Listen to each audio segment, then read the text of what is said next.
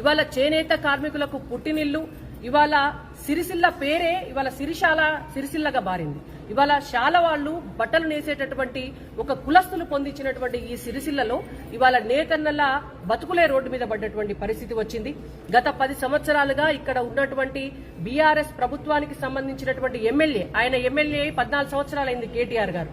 ఈ 14 సంవత్సరాల్లో కూడా వారి ప్రభుత్వం వచ్చిన తర్వాత టెంపరీగా బతుకమ్మ చీరలు అనేటువంటి ఒక పేరు, ఒక పథకాన్ని తీసుకొచ్చి మసిబూసి మారేడుకాయ చేసి ఇవాళ నేతి బీరకాయల నేతి ఎట్లయితే ఉండదో నేతన్నల జీవితాలకు కూడా భద్రత లేకుండా చేసి వాళ్లను కేవలము బతుకమ్మ చీరల ప్రాజెక్టు పేరుతోటి టెంపరీ జీవితానికి వాళ్ళకు పైసలు వచ్చి ఒక 3 నెలలు 4 నెలలు పైసలు వచ్చే విధంగా చేసిండ్రే తప్ప ఎక్కడ కూడా ఒక పర్మనెంట్ సొల్యూషన్ తీసుకురాలి. ఇవాళ వర్కర్ టు ఓనర్ పథకం అని చెప్పిండ్రు, అది మొదలుగాలే. జీవితాలు బాగుపరుస్తామన్నారు, అది మొదలుగాలే. మొత్తం ఆ రాష్ట్రానికి ఈ రాష్ట్రానికి తిప్పి ఇక్కడ ఒక కొత్త పెద్ద ఇండస్ట్రీ తెచ్చిపెడతామన్నారు, అది గాలే. అప్రెల్ పార్క్ తీసుకొస్తామన్నారు, అది గాలే.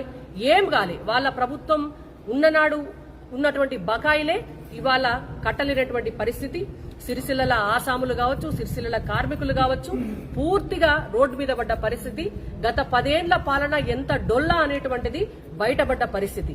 ఇక వాళ్ళదే అట్లా ఉండదు అనంటే పెనం మీదకెళ్లి పొయ్యిల పడ్డట్టు కాంగ్రెస్ పార్టీ ప్రభుత్వం వచ్చిన తర్వాత ఆయంత బతుకు తెరువు కూడా లేకుండా పూర్తిగా నాశనం చేసింది కాంగ్రెస్ పార్టీ వాళ్ళు. ఈనాటి వరకు కూడా మరి సిరిసిల్లకు వచ్చి ఇక్కడ ఉన్నటువంటి కాంగ్రెస్ పార్టీ నాయకులు కావచ్చు, లేదంటే ముఖ్యమంత్రి కావచ్చు, లేదంటే ఇక్కడ ఉన్న కన్సర్న్ మినిస్టర్స్ కావచ్చు, ఎవరన్నా ఒక్కరు కూడా సిరిసిల్లకు వచ్చి మరి నేతన్నలతో కూర్చొని మరి మీకున్నటువంటి సమస్యలు ఏమిటి, ఈ సమస్యలను మేము ఎట్లా పరిష్కరించాలి, ఏం చేయాలి అనేటువంటి కనీసం బాధలు తెలుసుకునేటువంటి ప్రయత్నం చేస్తలేరు. ప్రభుత్వం నుంచి ఒక హామీ ఇస్తలేరు.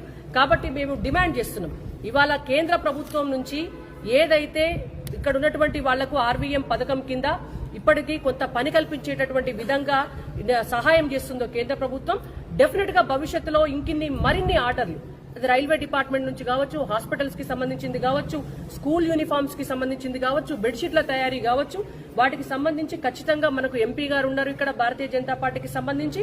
ఎంపీ గారితో ఖచ్చితంగా రిప్రజెంటేషన్ ఇచ్చి మరిన్ని ఆర్డర్లు సిరిసిల్లకు తెచ్చి నేతన్నలకు ఉపాధి కల్పించే దిశగా భారతీయ జనతా పార్టీగా మేము ఖచ్చితంగా ఒక అడుగు ముందుకేసి నేతన్నలకు తోడుగా ఉంటాం. కాంగ్రెస్ పార్టీని కూడా డిమాండ్ చేస్తున్నాం, ఖచ్చితంగా ఒక శాశ్వతమైనటువంటి ఒక పథకాన్ని తీసుకురండి.